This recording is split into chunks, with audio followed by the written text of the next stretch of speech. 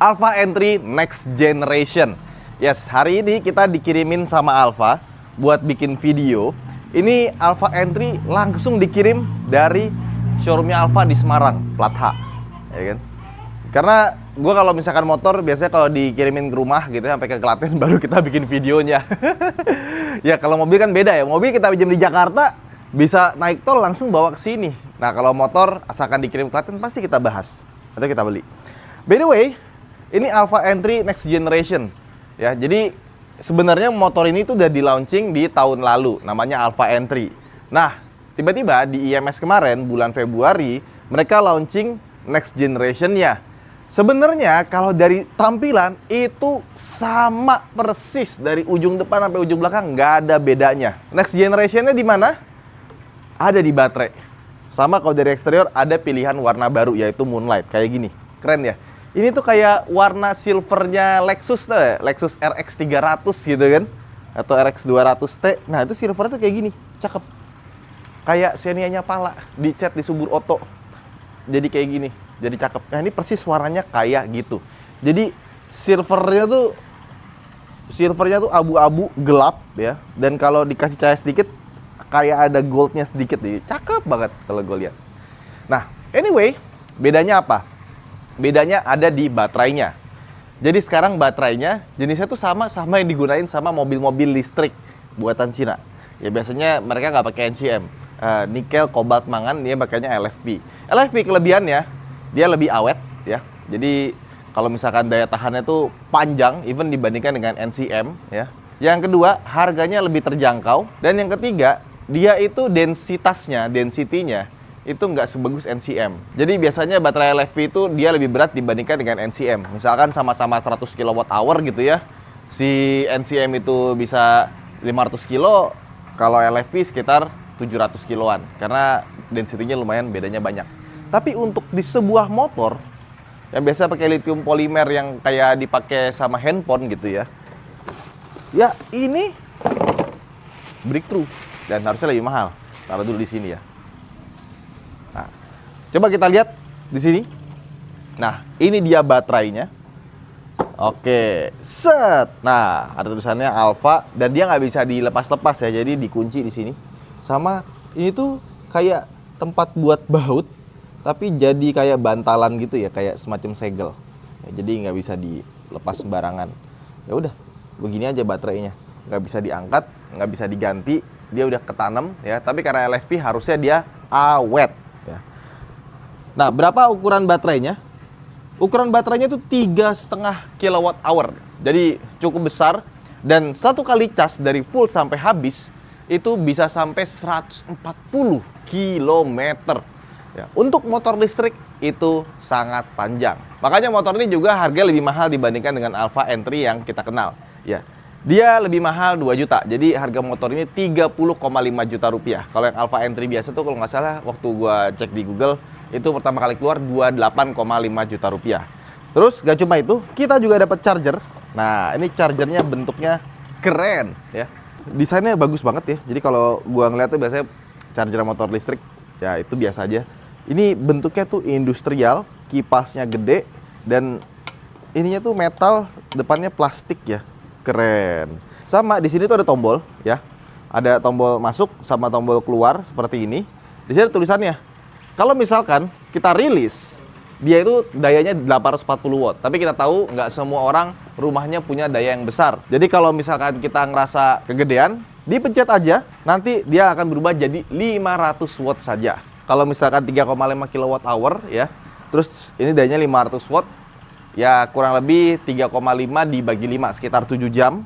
Ya, kalau 840 watt, ya sekitar 3-4 jam lah. Kalau kita benar-benar dari nol banget. Tapi biasa kalau orang pakai motor listrik nggak mungkin kan ngecas dari nol. Biasanya disisain 15%, 20%. Atau yang Rent Anxiety, biasanya 50% aja di bawahnya minta ngecas gitu. Udah takut nggak bisa pulang. Terus nyolokinnya di mana? Nah, colokannya ada di depan sini. Ya, jadi nanti tinggal dimasukin aja. Dan dia sudah pakai colokan generasi terbaru nih buat motor listrik. Jadi sekarang udah mulai universal ya. Bagus nih. Jadi kalau misalkan kita masukin, dia tuh precise. Tinggal masukin, ceklek, bukanya, kita putar sedikit, habis itu tarik. Tapi sebenarnya sekarang udah biasa aja karena rata-rata semua motor listrik udah pakai model colokan yang kayak gini. Nah, terus kalau misalkan kalian lagi mau touring atau keluar kota gitu kan, wah, gimana ngecasnya gitu kan? Nah, Alfa juga punya charging network sendiri ya, namanya ChargeBoost. Jadi kalau ChargeBoost itu kayak fast chargingnya punya Alfa gitu. Nah, kalau kita pakai ChargeBoost-nya itu mungkin sekitar 1 jam udah bisa penuh. Tapi kan sekali lagi kita kalau ngecas motor listrik atau mobil listrik itu biasanya nggak dari nol, paling dari ya tergantung kalian nyamannya gimana. Oke, sekarang kita bahas motornya lebih detail. Tadi kan kita bahas perbedaannya apa aja dibandingkan dengan yang old generation ya. New generation, betul old generation. Oke, ya ini dia Alfa N3. Gila ya. Desainnya ganteng sekali. Ya, jadi yang gue suka dari Alfa itu mulai dari Alfa One, Alfa Servo sampai Alfa N3 itu bentuknya belum pernah gagal. Bentuknya keren, baik dari depan, samping sama belakang ya. Gue suka model lampunya tuh futuristis banget ya. Di kanan kiri seperti ini. Terus bagian bawahnya ada sedikit aksen tapi clean ya.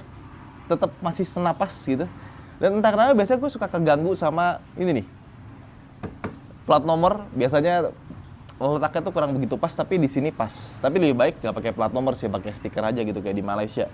Kenapa? Karena kalau tabrakan ya, ini tuh kiri kanannya itu bisa ngelukain orang, ya bisa kebeler kena. Untungnya sama si Alfa dikasih ini sih, dikasih frame ya. Jadi kalau misalkan kena sesuatu, kenanya frame-nya duluan, bukan langsung ke platnya. Karena ini platnya bahaya banget. Nah terus lampunya, kalau kita nyalain, ini sayangnya nih, dia punya keyless, ya kan? Bentuknya kayak apa? Kuncinya Mercedes-Benz, ya. Jadi kalau kita mau nyalain di motor, biasanya kan kalau kita naik Yamaha, Honda gitu ya, kunci kita kantongin aja, langsung bisa kita puter. Kalau ini enggak, kunci keyless ya, tetap harus kita keluarin. Kita pencet unlock-nya, di sini tuh ada lock, ada unlock, pas dipencet unlock, baru bisa kita puter. Nah, seperti ini, baru bisa kita bawa jalan. Jadi nggak sepenuhnya bisa kita kantongin aja, tetap harus dibuka-buka gitu. Terus juga LED-nya cakep nih kalau lagi siang. Set dari samping kiri kanan ya. Low beam-nya juga di kiri kanan sini, sama high beam-nya kita nyalain. Dia high beam-nya 2 titik loh. 4 sih. Jadi kanan atas bawah, di sini juga atas bawah ya. Ya cuma agak sedikit kehalangan sama si plat nomornya nih. Dan lampunya seperti biasa kalau lampu-lampu motor listrik yang bukan di Jepangan ya, biasanya dia lebih terang. Dan ini high beam-nya gue suka sih, pas gitu. Nah, kecilin. Oke. Nah, ke bawah kita lihat lagi. Dia spakbornya itu kecil ya, jadi depannya cuma segini aja. Nah, belakangnya itu hampir nggak ada spakbornya. Cuma segini aja. Makanya kalau nggak dibersihin biasanya bawah belakangnya kotor di deknya, dek belakang ya. Kemudian peleknya ke bagian bawah sini. Ya, desainnya menurut gue ini yang paling kurang dibandingkan dengan keseluruhan desain motor ya. Desain motornya cakep tapi velgnya kurang. Dan Dimas mau bikinkah untuk versi Alfa N3 yang lebih cakep, ya kan? Terus cakramnya ada di sebelah kiri, ya.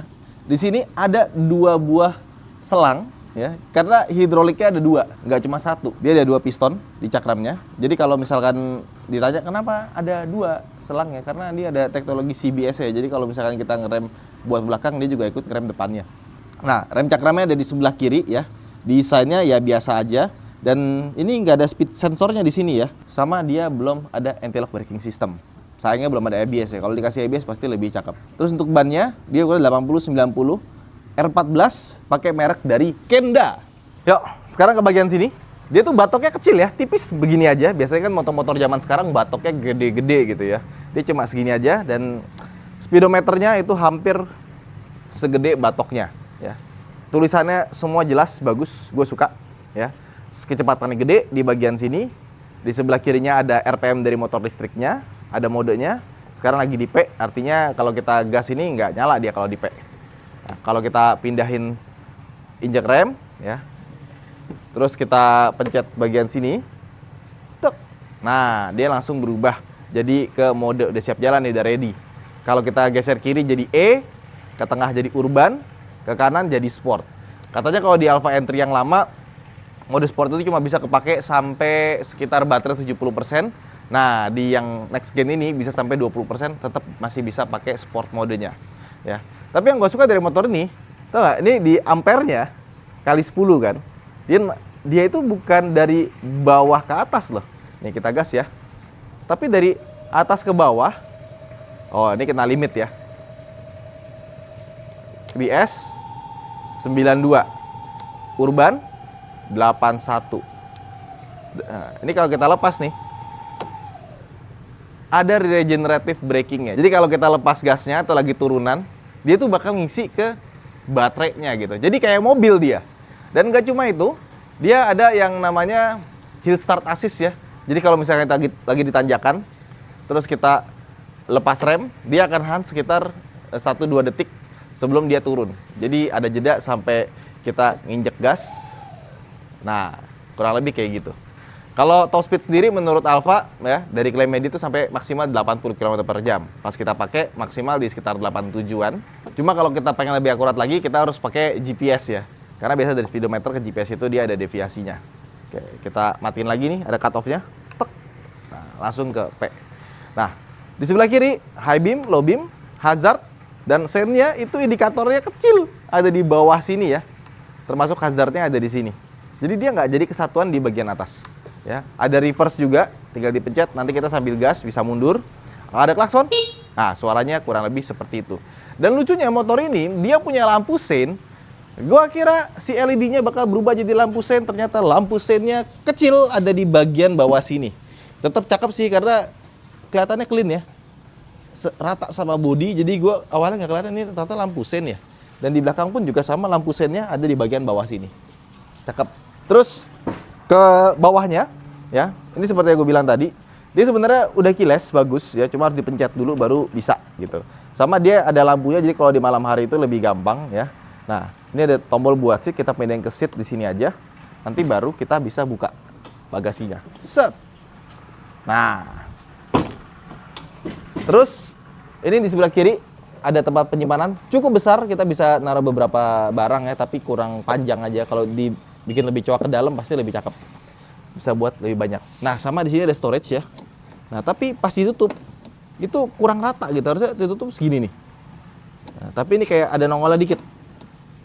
Nah, ini kalau bisa dibikin rata pasti lebih cakep ya. Dan ini nggak bisa dikunci ya, jadi kalau misalkan kita kunci di sini, dia tetap masih bisa dibuka. Oke, terus ada colokan. Ini gue suka banget karena ada USB-A sama USB-C sekaligus ya. Sama pas kita taruh handphone di sini, nah dia tuh naruhnya dalam. Jadi kita nggak perlu takut kalau misalkan nggak muat nih, nggak. Ya, dan dibuka juga nggak bakal langsung jatuh. Dia bisa pas gitu tuh. Nah, aman dia buat naruh handphone. Cuma sayangnya aja dia nggak rata ya. Kalau dibikin rata pasti cakep. Oke. Di sini juga ada hook buat gantungan ya. Nah, ke bawah sini, ini bagian rangkanya ini cukup menonjol. Jadi kalau misalkan kita bawa aqua galon gitu harus agak sedikit ke samping gitu ya, nggak bisa taruh pas di tengahnya. Ya, sama di bawahnya itu nggak dikasih karet atau semacamnya, tapi kita dikasih ini nih, biar kita nggak licin ya. Ada patternnya dan tulisan Alfanya gede, cakep. Mungkin nanti ada yang jual karpetnya buat Alfa, kita nggak tahu, kita tunggu saja. Terus ke bagian bawah, nah ini nih desainnya cakep pol ya. Gile, Alfa tuh kalau bikin desain ya cakep. Dan ini bukan maklon Cina, jadi beberapa motor tuh dia maklon dari Cina ya.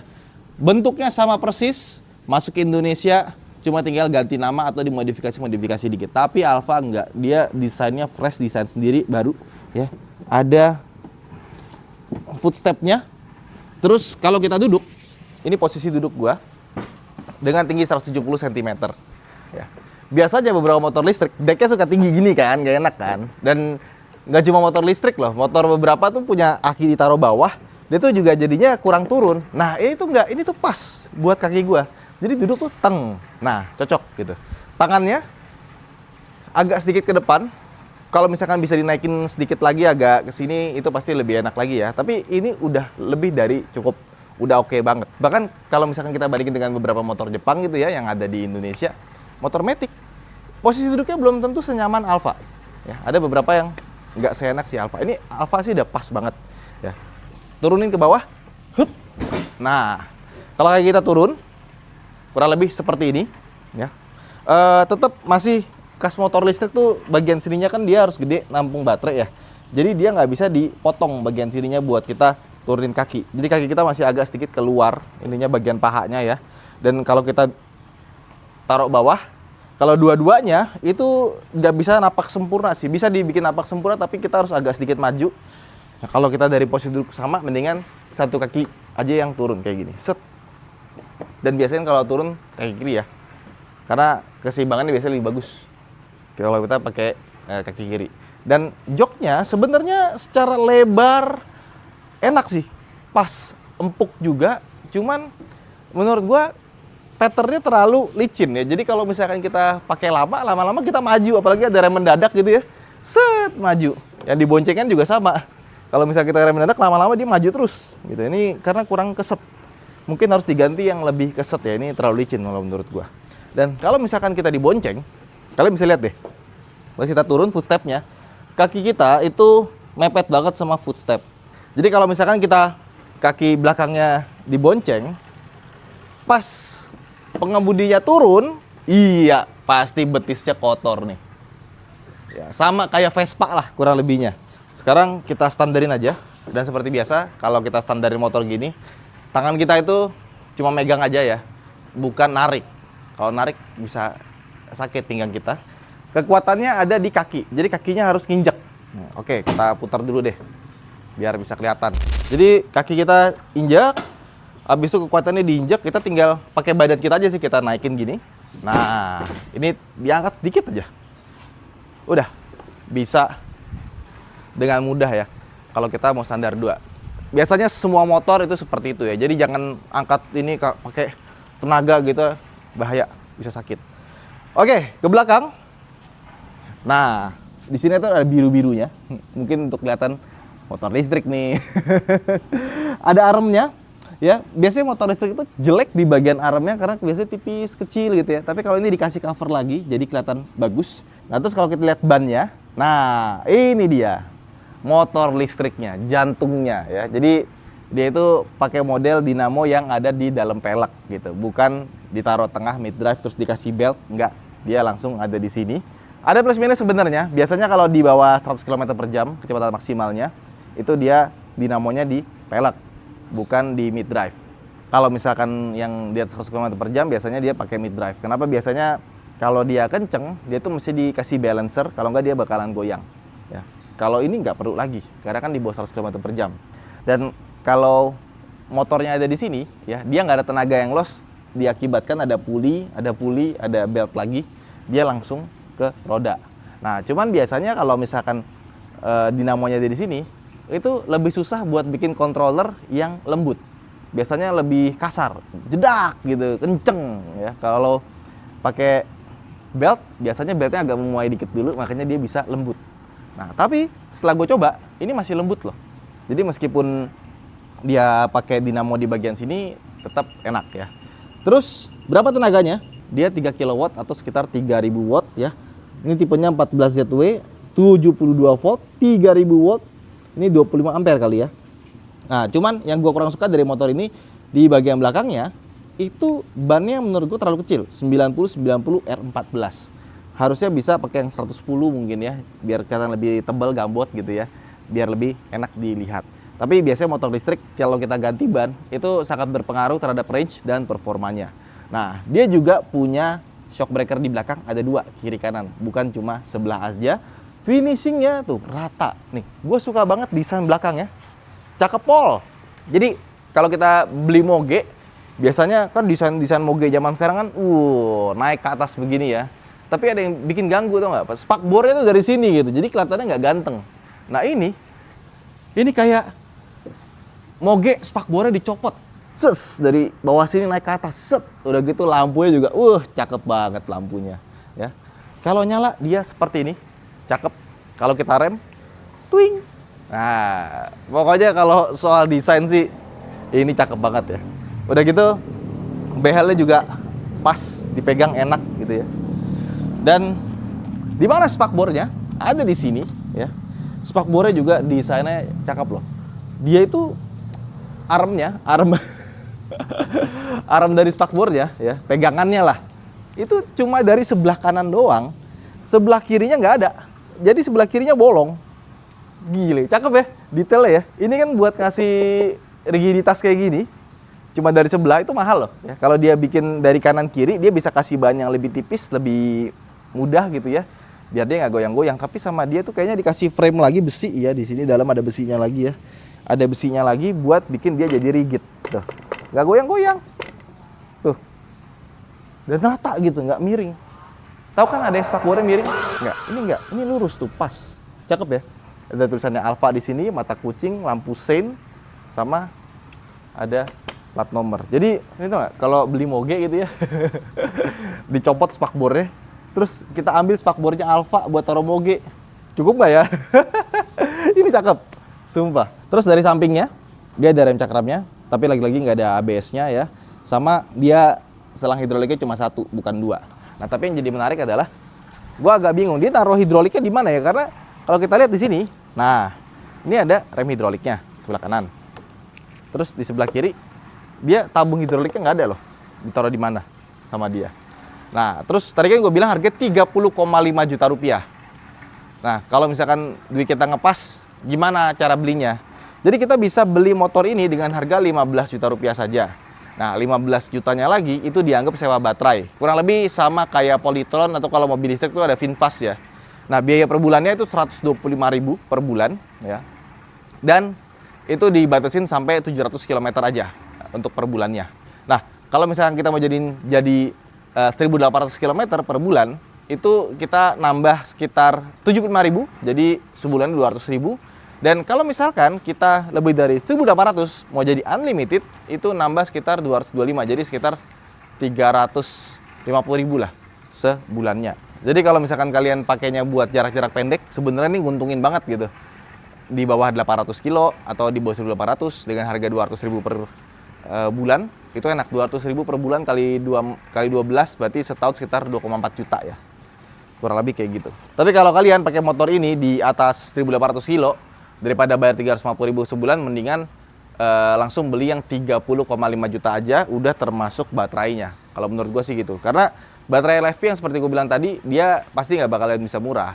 Dia lebih mahal dibandingkan dengan baterai-baterai motor listrik yang ada kebanyakan. Oke, sekarang kita jalan. Ya ini kebetulan tadi udah diskusi sama anak-anak kantor. Mau kemana kita katanya? Kita ke ini aja bang, kan mau ngetes tanjakan sekalian nih, ada hill start assist-nya ke Bundelan Hills. Wah lumayan jauh ya, nggak apa, seru kok. Nah ini pertama kali kita bawa si Entry ini, Alfa Entry ya. Kita sekarang di mode Eco. Ini bingung mau naro kamera di mana ya, karena taruh di sini ada tulisan logo Alfanya, jadi terlalu ke bawah. Akhirnya taruh sini dia. Ini seperti yang gue bilang tadi, biasanya motor-motor kayak gini gitu ya, kalau dari berhenti kita jalan, dia tuh nyentak gitu kan. Tapi ini enggak, ini masih enak, masih lembut, tapi tetap bisa disentak. Jadi kalau kita misalkan dari 0 langsung mode sport gitu ya, bisa langsung deng gitu. Dan kalau kita pakai Eco gini maksimal dia di 38 aja, 40, 42, 44. Nah ini Eco nih ya, 47, 49, 50. Udah dari 51, 52 naik gitu-gitu doang, nggak bisa nambah lagi. 53 bisa, 54. Oh masih bisa deng. Suspensinya gimana? Surprisingly suspensinya lumayan empuk ya. Jadi permukaan jalan tuh masih berasa ya. Tapi pas ngelewatin jalan jelek tuh masih ada mantul-mantulnya gitu, enak. Dung dung dung dung dung dung dung dung. Kalau kita kencang, kita hajar, itu baru berasa agak kerasnya. Tapi dibandingkan dengan Alfa yang lain gitu, kayak misalkan Alfa Servo gitu ya, ini masih tergolong empuk nih.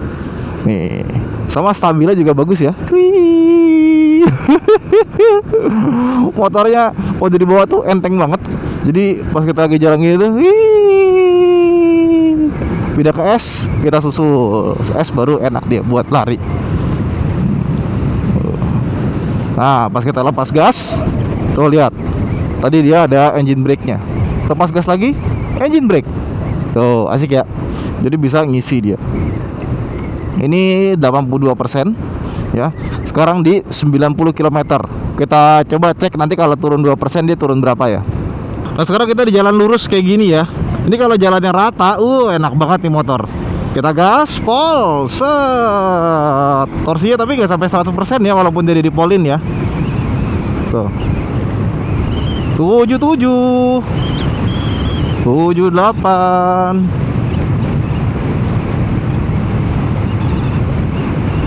82,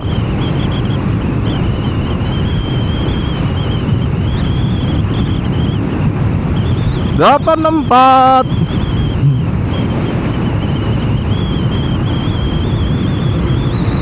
Delapan lima. Wah, dikejar PTX. 86.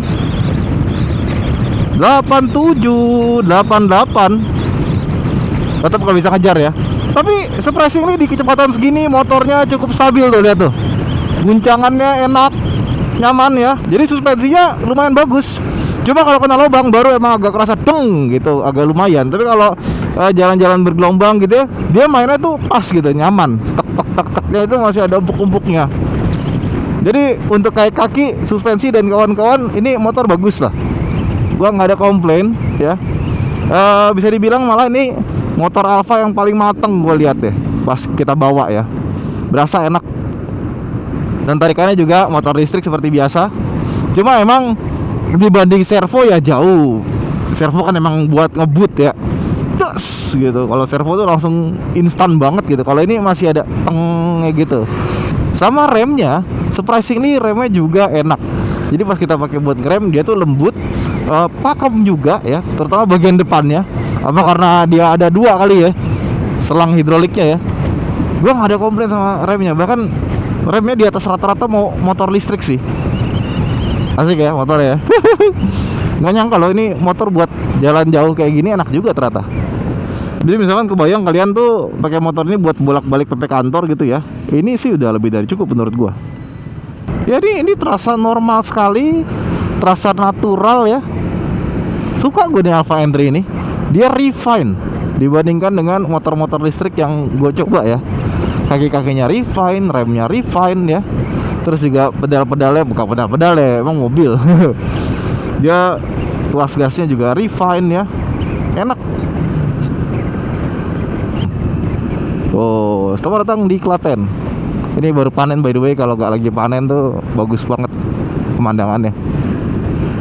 Yes, kita sudah mau sampai ke tanjakannya nih. Nah, ayo, kita di mode apa nih, urban ya. Kita gas aja terus. Ganti persneling rendah, tanjakan terjal. Nah, masuk S deh. Tadi ternyata kita masukin S 25, 26. Masih oke. Masih oke. 30, 32. Gas lagi. Ringan loh ini. 40. Ini gue pentokin ya. Turun lagi dikit. Hop. Let's go, let's go, let's go, let's go. Oh, for your information, berat gue sekitar 85 kg ya. Jadi kalau kalian lebih ringan dari itu, harusnya ini motor bisa lebih kenceng lagi. 32. Oke. Gas. Tanjakannya mengerikan. Turun ya, 34, 33, 32. Nah, kalau motor listrik tanjakan-tanjakan gini, kalian mesti perhatiin temperatur ya, karena seringkali dia panas ya. Wih, enak juga nih dipakai buat cornering gini ya. Tapi yang mengerikan sebenarnya bukan cuma tanjakan, turunan itu. Oke, gas. Wah, ini mulai berat nih. 20-an ya. Nah, ini kan juga sebenarnya kerasa nih tanjakan nih. Ya, depannya lambat lagi. Sayang nih kalau nggak terlalu kenceng gitu, momentum hilang. Ini gasnya nggak full ya, masih bisa di fullin lagi. Jadi gue cuma buka segini aja. Jadi buat ngikutin mobil depan tuh udah lebih dari cukup nih tenaganya. Nah, turunin lagi, gas lagi. Kayak motor normal sih sebenarnya ya, nanjak gini ya. Wow, tuh lihat tuh Klaten dari atas. Turunan ya. Tuh. Tuh, kalau dia turunan otomatis engine brake-nya bertambah dia. Jadi berasa engine brake-nya. Kalau waktu lurusan kita lepas gas, nggak terlalu berasa engine brake-nya. Kalau turunan gini jadi berasa. Oh, udah. Ini kan 51 ya. Nambah nggak ntar? Sampai berhenti kayaknya nih. Ntar kita gas dikit, keluar tenaga dikit, turunan. Nambah nggak 51%? Ini namanya bundelan hills kawan-kawan. Nah, turunan begini, ini baru berasa nih ada engine braking. Ini bukan sekedar engine braking nih, ini beneran kayak hill descent control. Turunnya bener-bener ditahan loh sama dia loh. Ini gua nggak megang rem. Ini turunnya lumayan loh, dahsyat loh. Coba ya. Jadi kalau dia turunan kayak gini, si engine brake-nya berubah jadi hill descent control. Karena ini lebih dari engine braking sih kalau menurut gua ya. Tuh. Jadi berat banget. Kalau lagi lurusan, kita lepas gas, dia kayak agak meluncur. Nggak sekencang itu dia engine brake-nya. Ini berasa loh. Ditahan sama dia. Tapi halus ya, nggak kerasa deret-deret gitu, nggak kerasa kasar. Nah, ya kan Dani, ya. Waduh, udah ngasep tuh, olinya udah nyebrang. Nih, kalau lagi lurusan, kita lepas, dia tuh rasanya masih agak meluncur engine brake-nya. Tapi kalau udah kecil banget kecepatannya, kita lagi turunan, dia langsung kayak engine brake-nya jadi kuat, tapi tetap halus, kayak hill descent control. Makanya dia bilang ada hill descent control. Nah ini kalau kita turunan gini, remnya itu diganti-ganti ya, jangan dipantang terus gini. Rem lepas. Karena ketika dia dilepas, dia punya waktu buat mendinginkan. Nih rem lepas. Gitu. Lebih baik rem kencang sekali jadi. Tapi jangan terlalu jadi juga gitu. Takutnya belakangnya ngira kita rem mendadak. Nah, oke. Soalnya paling sering tuh overheat. Tambah 52%. Weh, tambah 1%. Mantap. Nambah. Ini biasanya mobil yang kayak gini. Kayak di motor baru pertama kali gua. Di rem tetap ya. Remnya enak loh. Cuma dikit doang kita ngeremnya. Mungkin karena dibantu engine brake juga. Ini kayak jam pulang orang sekolah ya.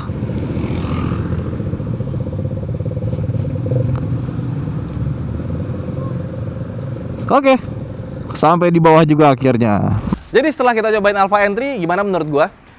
Dari semua motor Alfa yang gua pernah coba, dia memang bukan yang paling mahal. Dia yang paling entry level sebenarnya dibandingkan Alfa One atau Alfa Servo. Tapi menurut gua ini yang paling mature, paling mateng developmentnya. Dipakainya enak, suspensi depan, belakang, remnya itu semuanya pas ya. Posisi duduknya juga enak, tinggal ganti jok aja yang licin ini, itu pasti jadi lebih cakep. Dan dengan adanya baterai LFP, menurut gue ini udah jadi sekelas motor bensin kali ya. Kepraktisannya dan kawan-kawannya ini udah hampir sama. Bahkan beberapa sektor bisa lebih.